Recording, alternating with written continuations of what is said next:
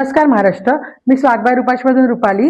आज तुम्हाला मी हाळीम म्हणजे आपण हिंदीत त्याला हालीम बोलतो आणि मराठीत आळी बोलतो, त्याच्यात तुम्हाला खीर दाखवणार आहे। ते एक सुपर फूड आहे, लहान मुलांसाठी बुद्धिवर्धक आहे आणि मधुमेह पेशंटसाठी साखर कंट्रोल करतं आणि त्याचे भरपूर सगळे फायदे आहेत। त्याच्यामध्ये आयर्न, कॅल्शियम आणि भरपूर प्रमाणात असतं। तर आज तुम्हाला एक ते सुपर फूड आहे, त्याचे बीज असतात हाळीमचे, त्याची खीर कशी बनवायची दाखवते। चला बघूया। खीर बनवताना आपल्याला काय काय साहित्य पाहिजे ते आपण बघूया।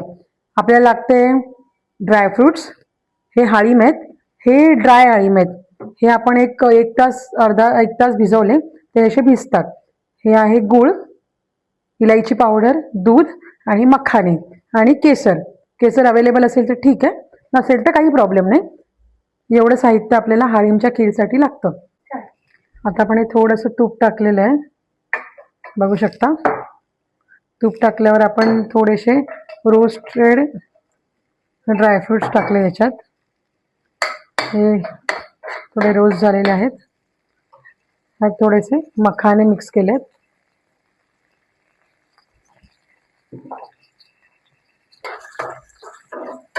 मखाने चांगले थोडेसे तडतडले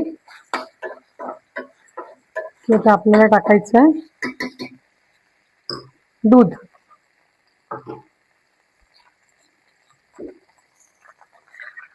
दूध टाकले आपण, चांगलं व्यवस्थित दूध टाकून घ्यायचं। दुधाला थोडंसं, दुधामध्ये थोडीशी इलायची पावडर, थोडेसे केसर दुधात मिक्स करून घेऊया। दुधाला चांगली उकळी आलेली आहे। आता आपण त्याच्यामध्ये मिक्स करूया हालीम म्हणजे आळी। चांगलं मिक्स केलं की त्याला आपण चांगलंसं थोडंसं घट्ट होऊन द्यायचं। थोडंसं दूध, एक 5 मिनिटं दूध घट्ट झालं की त्याच्यानंतर गॅस बंद करायचा। तर ह्या कन्सिस्टन्सीमध्ये ही खीर झाली पाहिजे। ही खीर झाली की गॅस आधी बंद करायचा, हे लक्षात ठेवायचं। आणि गॅस बंद केल्यानंतरच गूळ टाकायचा। जर आधी गूळ टाकला तर आपली खीर फाटणार ना, म्हणून आधी गॅस बंद करून मग त्याच्यात गूळ मिक्स करायचा।